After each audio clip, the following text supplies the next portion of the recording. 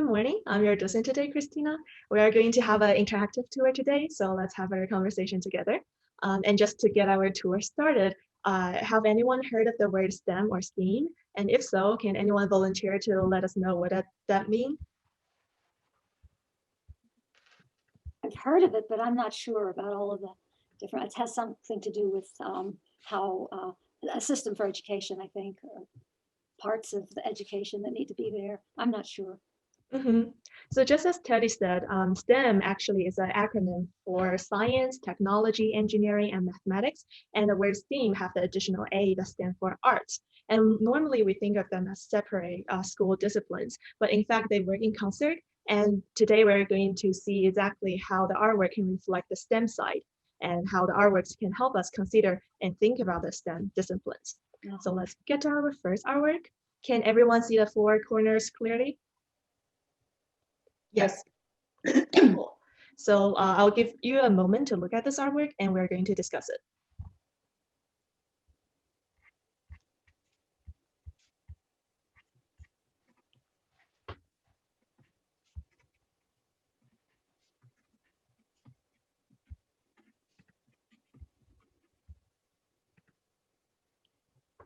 Okay, what do we see going on here?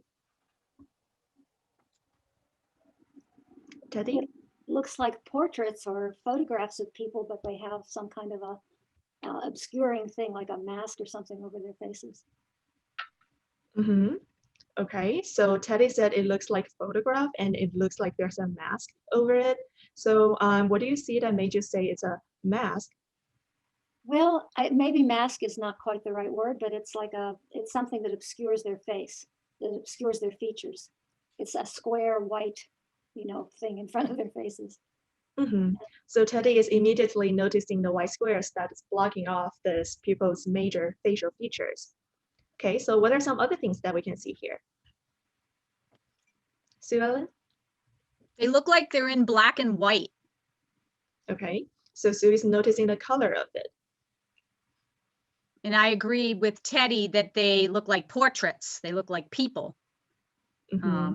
Maybe the one on the right is a younger person. And the one on the left is an adult.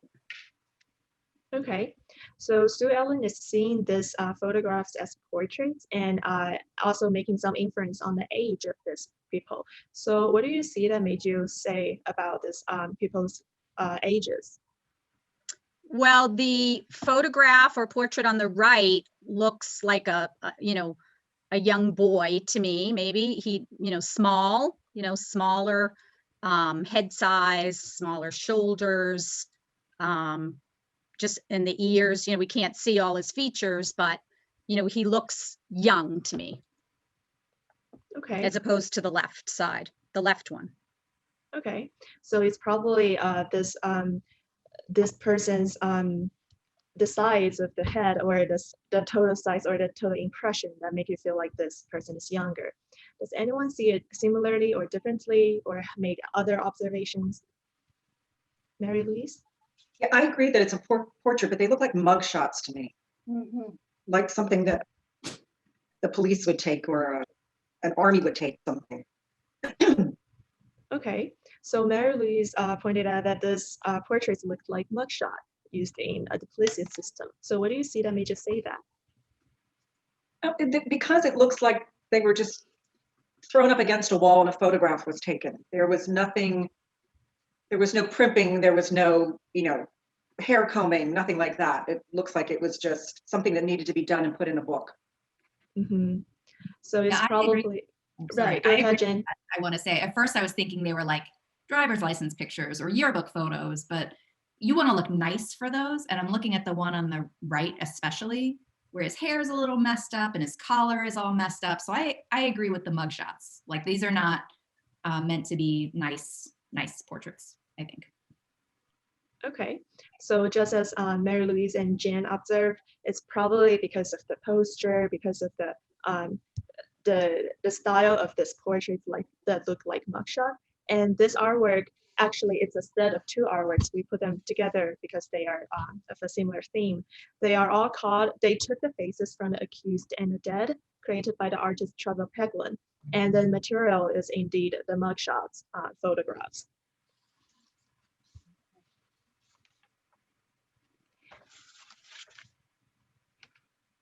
And once we talk about this people's identity, we haven't talked about this other features here. For example, the white squares that Teddy mentioned before.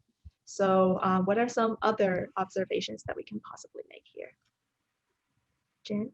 I also noticed that over top of the white squares and over top of the whole thing, it looks like there's lines drawn or something, and they intersect inside those white squares. Okay, can everyone see these intersecting lines? Mm-hmm. Right, so what are some observations that we can make about those lines? They look a little bit sort of maybe like coordinates or something, like marking a spot or something, because they intersect really right over their right eyes almost, or right to the left of their right eyes. I don't know if it's like marking a spot or something like that. Right, so Teddy, you've mentioned a word coordinate for this lines. What do you see that made you say that? Well, just that they intersect at the same spot on each face. I don't know, it's a wonder. I wondered why did this artist put obscuring things right in front of his picture, even if they were mug shots or if they were portraits. Did he or did he not want us to see this picture? He. Oh, no, it's Trevor.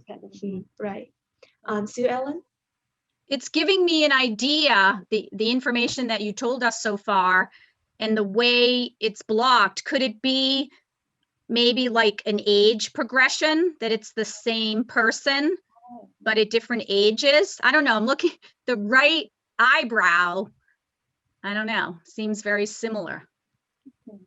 Even the shape of the face. I don't know, now that I study it more. So Sue Ellen is probably hinting that these two people are actually the same people, a same person, but of different ages. And the one on the right is younger. Did you mean that? Yes. Okay, because of how their faces look similar, or their brows.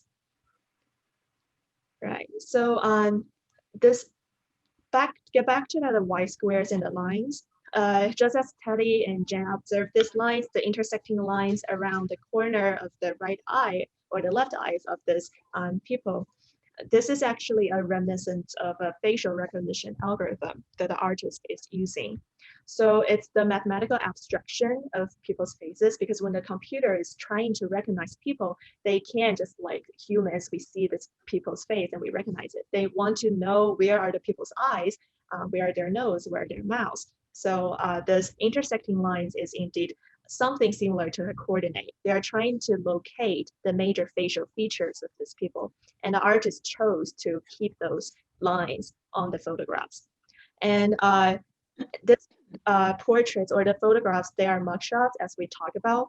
So we don't really know whether they belong to the same person or not. Probably they are different people. Right. So what's that white square about? So the white square is also the artist's choice. The artist choose to keep the white square, try to put the white square over the people's face. Let's talk about this actually. Like, what do people feel about this white squares? Sue Ellen? Well, the white square is protecting their identity if it's going to be kind of publicly shown. Okay. For privacy reason. So Sue Ellen is seeing this white square as the protecting these people's identity and privacy. Mary Louise, did you have anything to add? I go opposite from Sue Ellen. I think it dehumanizes them. So what do you see that made you say dehumanizing? Because we can't see their eyes, their mouth, their nose, and when we engage, we use those to project things, whether it's happiness or sadness or whatever. We use these to project, and we don't get any of that with them. Right.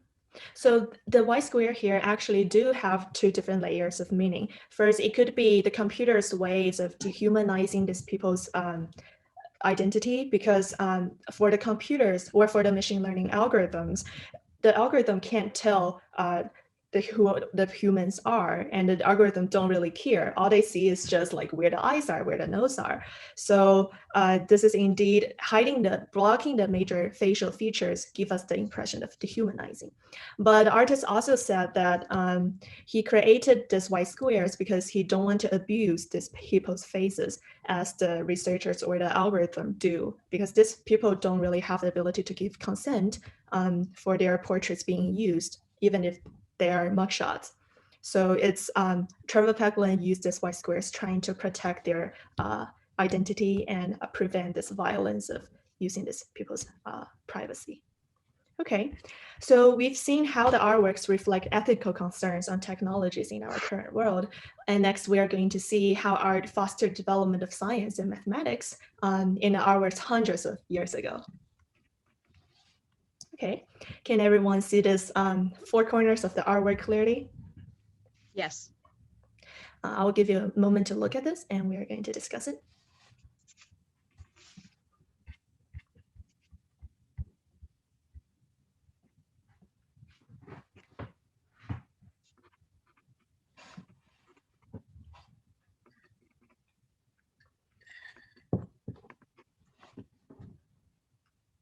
Okay, what do we see going on in this artwork?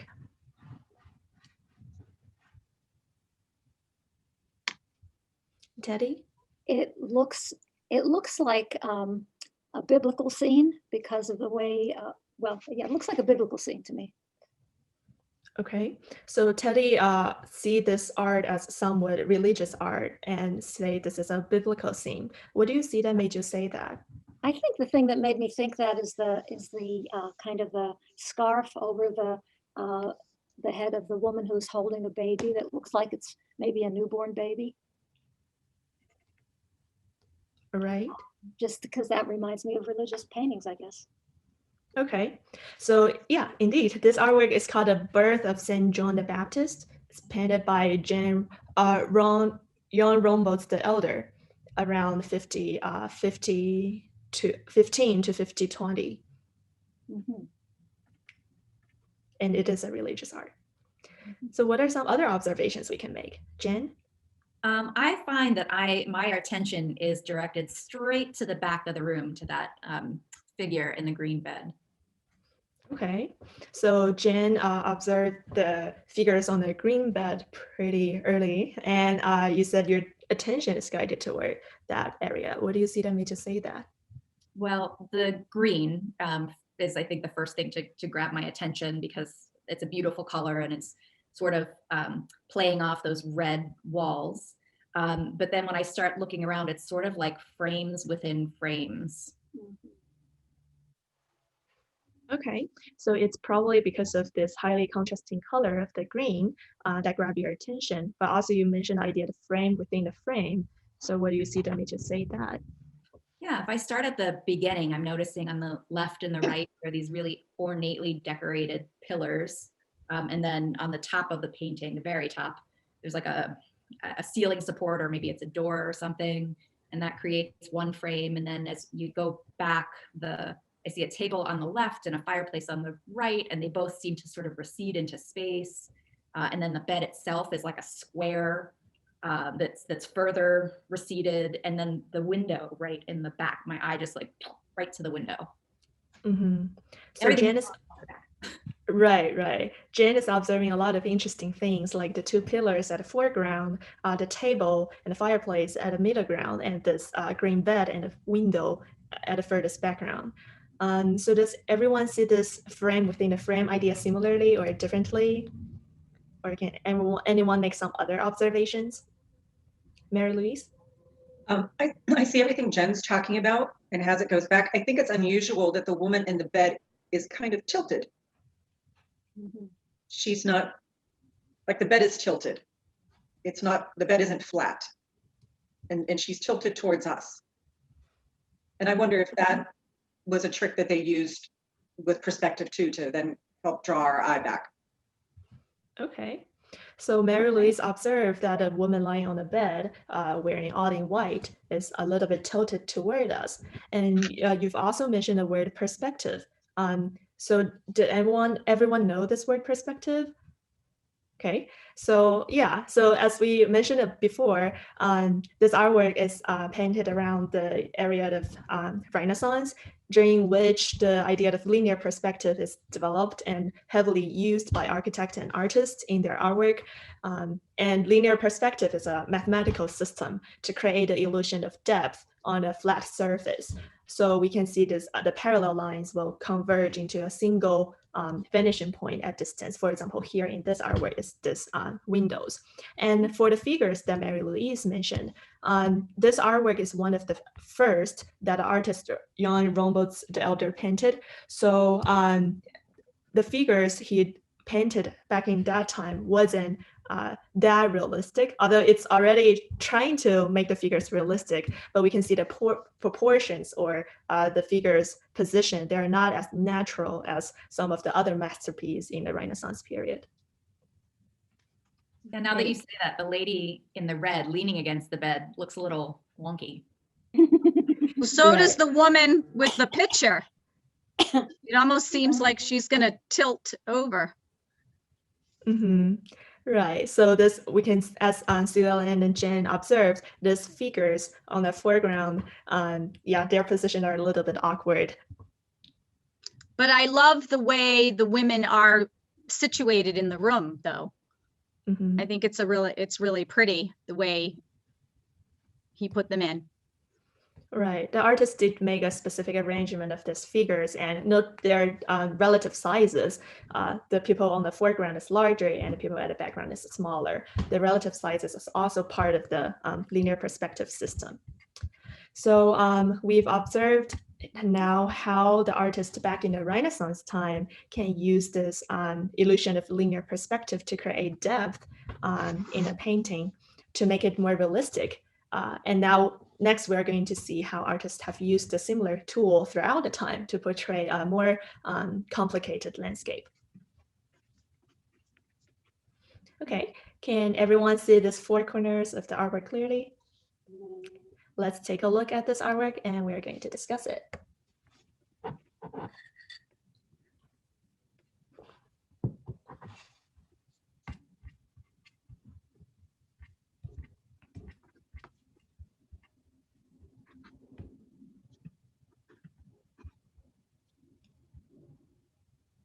Okay, what do we see going on in this artwork? Sue Ellen? It looks like there's a hunter in the left front corner. And it looks like he's observing all of these. They look like, first I thought flamingos, some kind of birds that are across this vast landscape. It's really cool. Mhm. Okay, so Sue Ellen is immediately noticing the hunter on the left corner and also this field as some sort of bird, maybe flamingos. So what do you see that made you say hunter and flamingo? Well, it looks like a hunter because he's holding a long rifle, I think. And he's wearing kind of like a safari type hat and maybe even, you know, his whole outfit, his gear. Mm-hmm. So we can zoom in a little to observe this hunter It's much better. closer. Right. And what about the flamingos like bird? I mean, I don't think they're flamingos because they're not pale pink, but there's some kind of bird in the osprey or, you know, that type of family. I don't really know my birds that well. Okay, this artwork is called Ambush for Flamingos. So yes, it is okay. indeed flamingos. It's Okay. not pale pink, but the color still makes sense because some Okay. interesting facts. Flamingos are actually a white bird, and the color of the red of their feather or the pink is because coming from their food, some chemicals in their food that make their feathers pink or red. So yeah, so they can have this type of color. And the hunter here is the artist himself. Mm. Holding the gun. And there's actually another people, if you can see that clearly. Oh, yeah. Oh, mhm. Right. It is the Indian guy that the Oh, yeah. artist hired. Okay, what are some other observations that we can make? Mary Louise?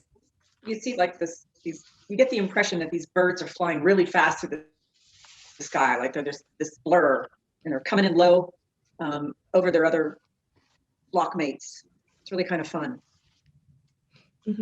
So Mary Louise is observing this curved linear lines of the birds flying on the sky and near the ground. And you've mentioned that they're flying fast. And what do you see that may just say that? Well, you can kind of see them, but they're a bit of a blur. So you get the feeling that they're in motion.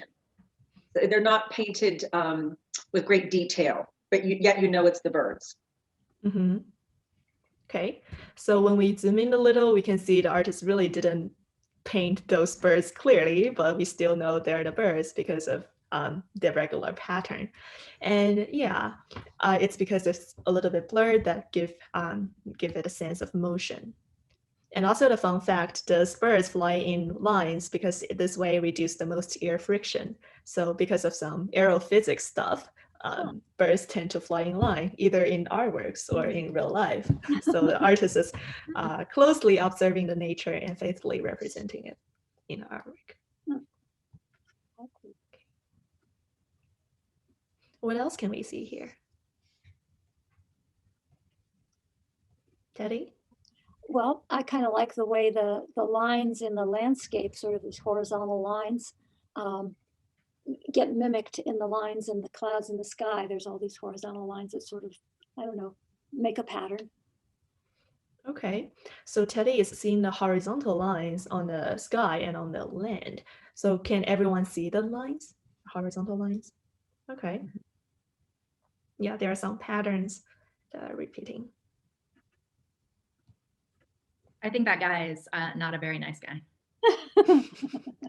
Okay, so Jen is saying this, probably the hunter is not very friendly to those birds.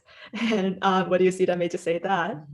Because he's sneaking up on them from this bush and he's got a gun. So I assume he's planning to kill them, but there are babies there. It's clearly like some sort of nesting ground because I see all these little, I don't know, what do you call little flamingos, chicks, all these little baby birds and eggs. And that guy is not a very good guy.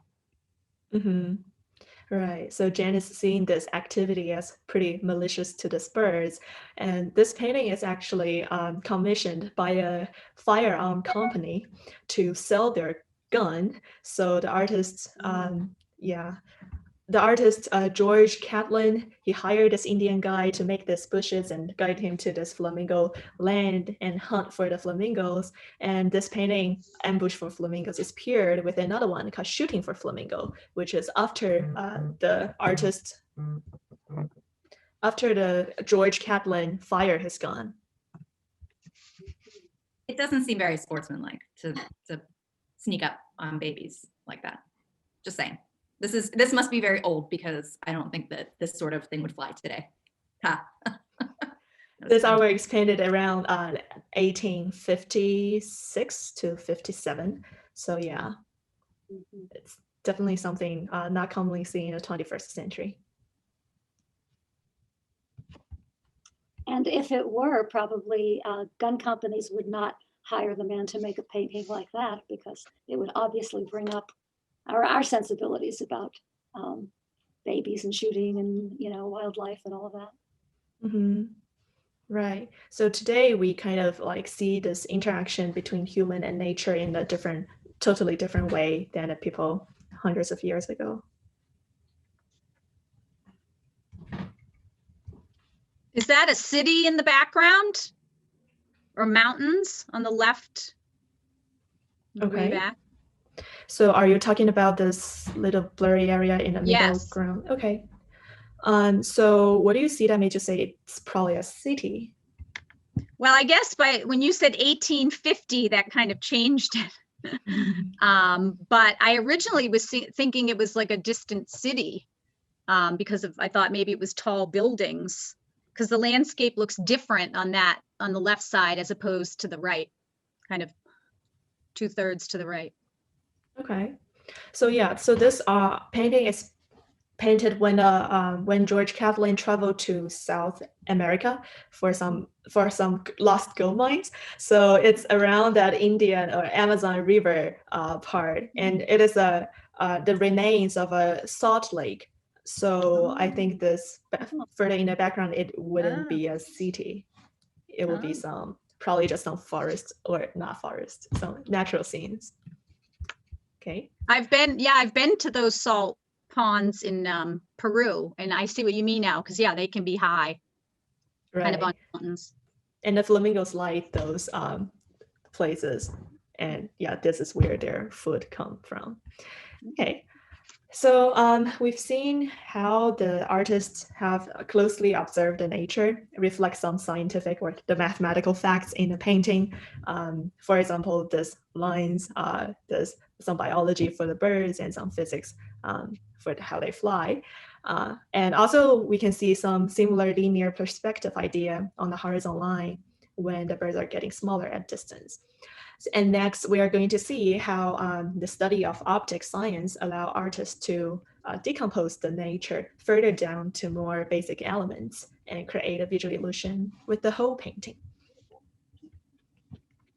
Okay, so can everyone see the four corners of this artwork? Okay, let's take a moment to look at this, and we're going to discuss it.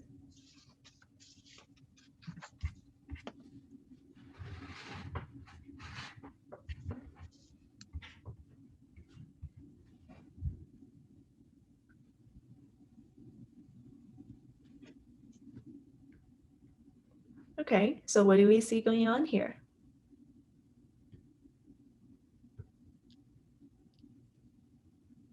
I see a man. Oh, sorry. No, go ahead. I was going to say, I see a man sitting on a bench. We see him from behind, and it looks like he's in a grove of trees. We don't see his face. So Sue Ellen mentioned that we see a man sitting in a group of trees and on a bench, and we see him from behind. So Teddy, did you want to Actually, my eye was drawn to exactly the same thing, that there's a man under some trees and that the trees are have a kind of snaky or whimsical feel to them. Okay. So Teddy was observing similar theme, but you also noticed that the trees having some, you describe it as snaky or whimsical. What do you see that made you say that? Well, look at the way that first of all, the colors are not necessarily realistic. And then I don't know, there's the way that the lines go up are kind of like dancing to me. So that denotes a little bit of whimsy to me. Mm-hmm.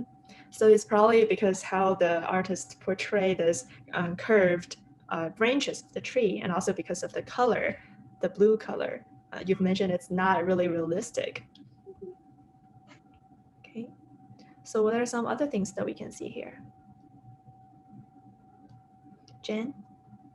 Teddy used the word dancing, and to describe the trees, and I agree. They look, it's a still image, but it almost looks like it's moving, or you could imagine it moving. Okay, so Jen and Teddy both notice on somehow the movement of these branches in this painting, and agree with the word dancing. Okay. So what do you see that made you really like the word dancing? Yeah, they're because they don't look. I mean, I know they're trees, despite the color and everything that makes them not like trees. But the branches themselves are, I can tell they're tree branches, but they're so soft and they're just moving almost right off the top of the canvas. I guess it's the lines. I don't think that none of the tree branches outside my window look like that. Okay, so it's probably because of this unnatural tree branches that have this dancing shape, curved lines. Okay, so what else can we observe? Mary Louise? I feel like those leaves are moving.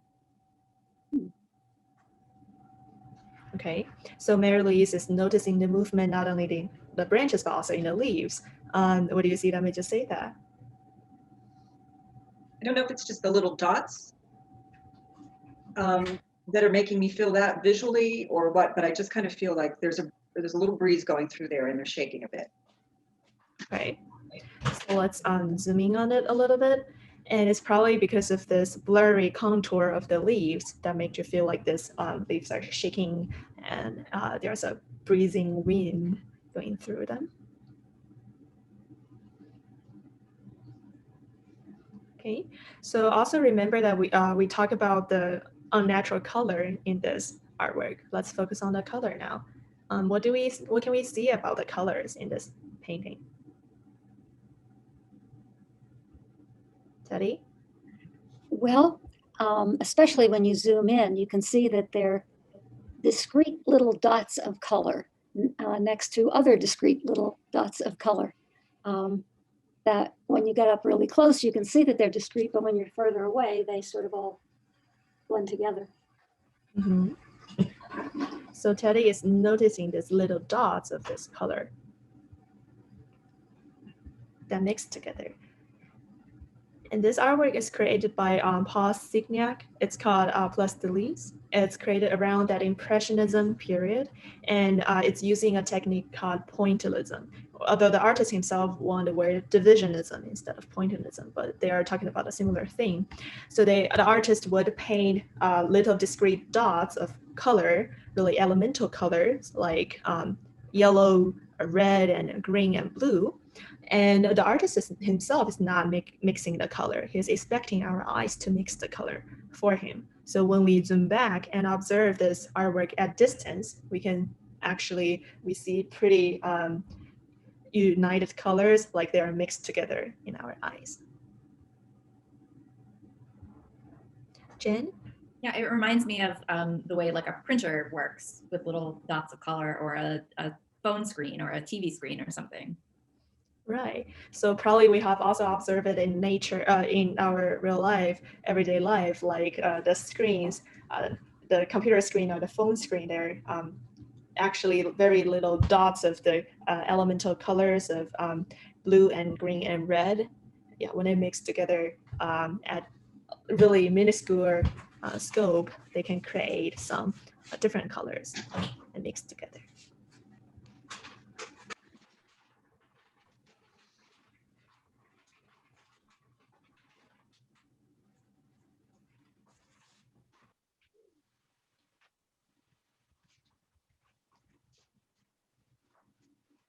So what else can we see going on here?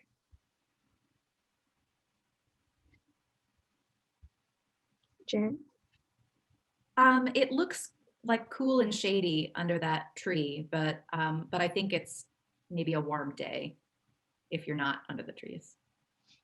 Okay, so Jen is noticing that the feeling of cool under the trees, but having an impression that it's a warm day. So what do you see that made you say that?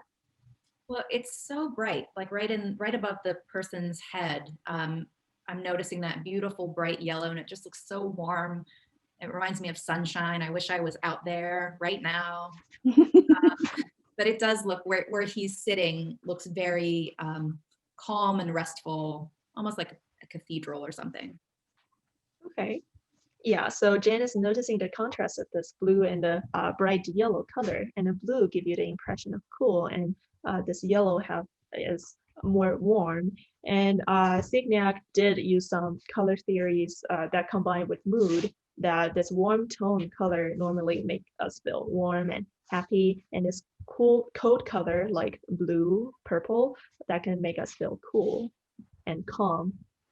And this is another color theories that people around that time is exploring.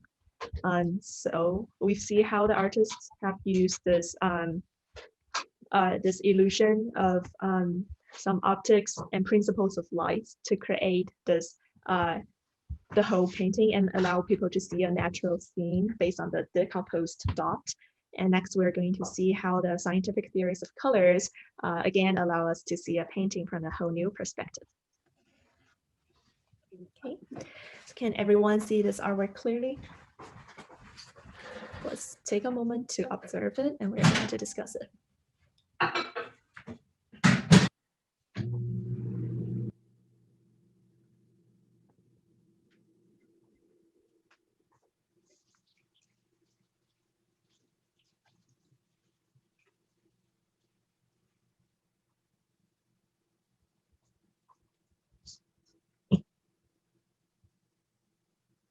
Okay, what do we see going on here?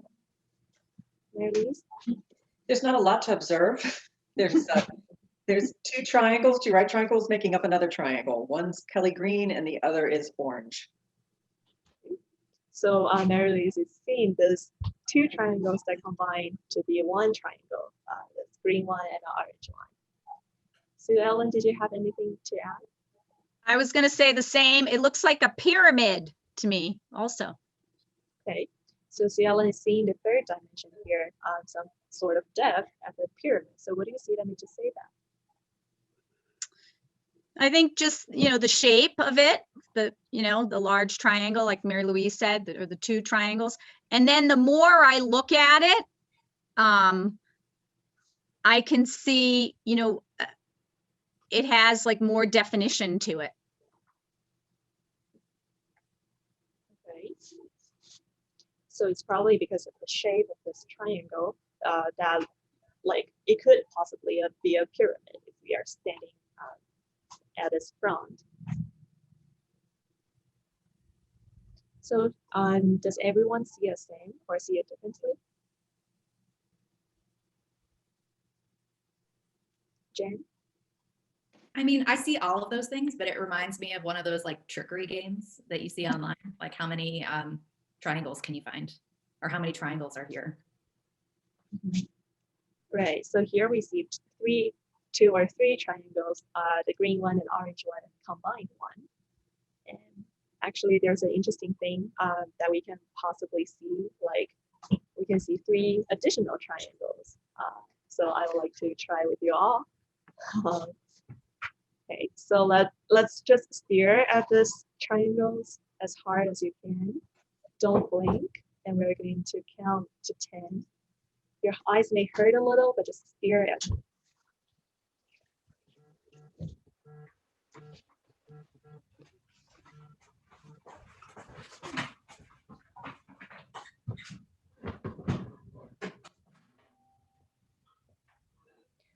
At this point, you may feel like the colors are diffusing, but it's natural, so just try your best to keep staring at it. Okay, 5, 4, 3, 2, 1. Yeah. What do we see here? Another triangle. What triangle? Triangles. Oh yeah, I don't know. It keeps changing, but in any case, you see an after image. To me, it was blue and pink, and now it's all diffused, but I still see the blue and pink. Okay, so does everyone see the same or see it differently? Okay. And which part of it is pink and which part of it is blue? Well, it's gone now, of course, but yeah, I don't remember actually. Oh, so I see pink on my left and the blue more on my right. Mm-hmm. Right. So it's indeed the after image that you're seeing. You're actually using the right word for the scientific fact. And if you're seeing the pink and the blue, it's the negative after image. And it's, yeah, and the theories behind it is like the hypothesis is when you're seeing the two bright colors, the cells in our brain that are fired by those lights, they are exhausted and they're like fired so hard that afterwards, when you're seeing a whole blank page, they can't fire anymore. And then the complementary colors of them, which is the pink for the green or the blue for the orange, they take over and they take the dominance, and that is why you can see the pink and the blue. So did anyone not seeing it? We can try that again, actually, to see probably a stronger after image.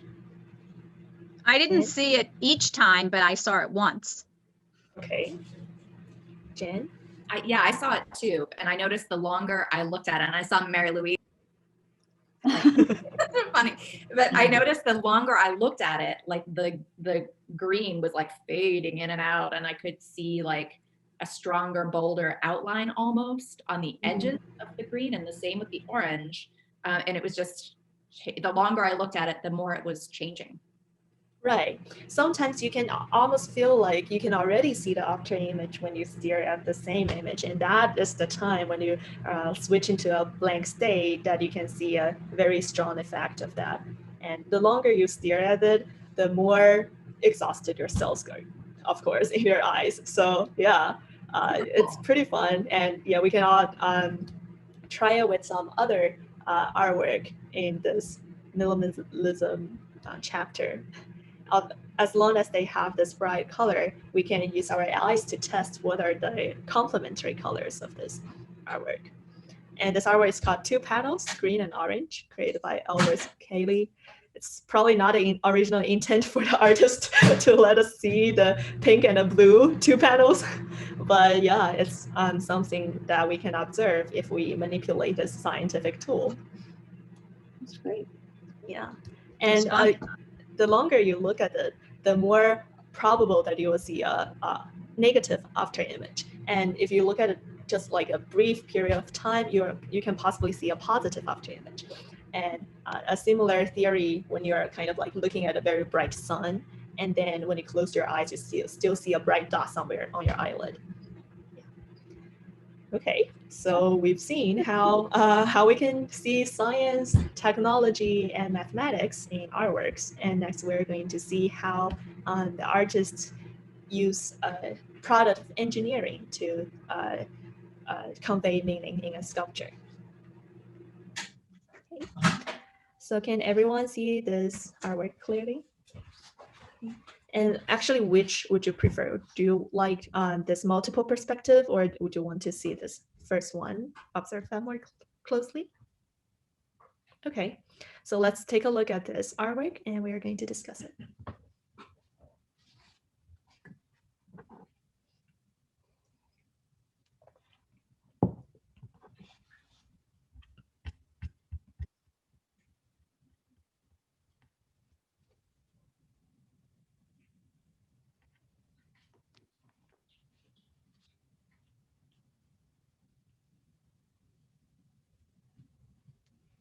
Okay, what do we see going on here?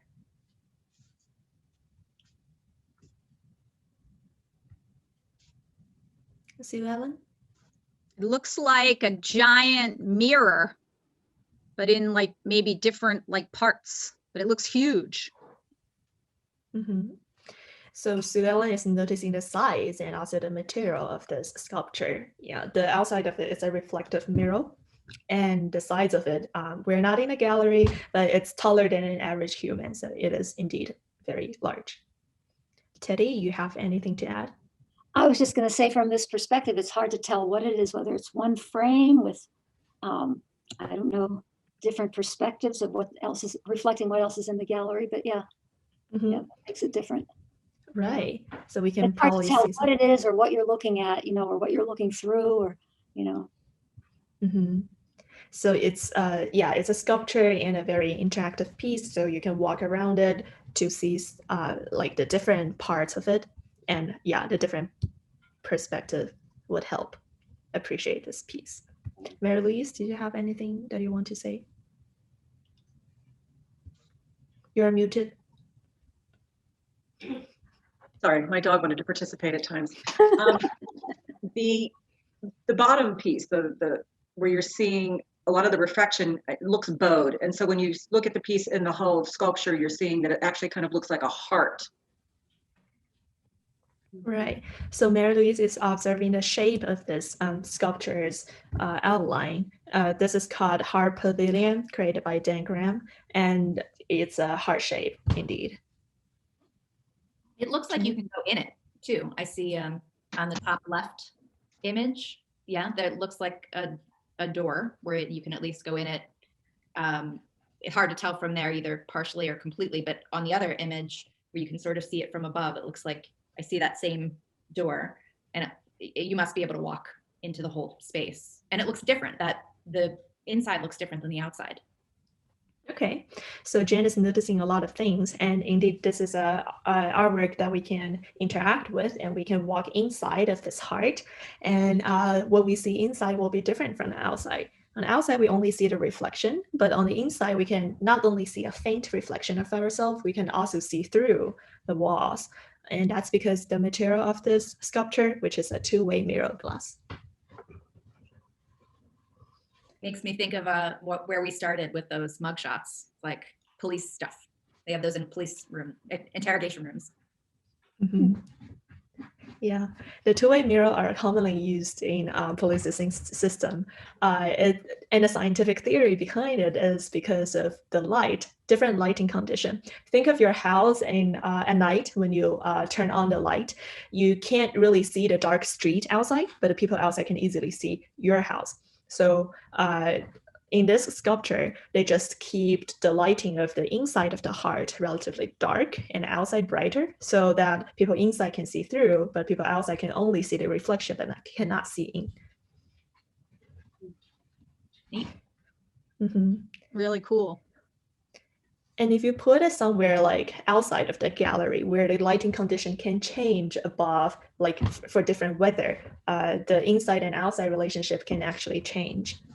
So sometime during the day, when there are really bright sunlight inside of this hard pavilion, you can actually like only see the reflection and cannot see through. So this privacy or the interrogation relationship could change. But then interesting that it's shaped like a heart, like it's almost like keeping the secrets of your heart in there or something. Yeah. You can see outside, but other people can't see in. Yeah. There are all sort of romantic relationship or interpretations that we can make.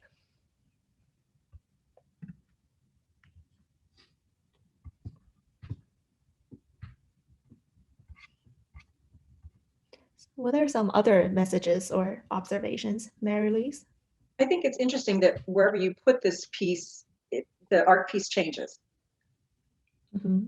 So, you know, if this was, like you said, outside or in a front lobby or in the Hall of Architecture, it would change because of the reflection, because of the position of it within another environment. Right. So the artist Dan Graham is actually exploring a lot on the relationship between the environment, the viewer, and the artwork. So the relationship of this interaction can change, and the artwork itself, whether they're being put in the gallery, in the Hall of Architecture, or some other places, it changed the whole experience as well. Not only like whatever it's reflecting, but also like the lighting condition and the people walking by. And it's the curator's choice, actually, to put this piece in this gallery. So they want to create a kind of a unique experience of that as well.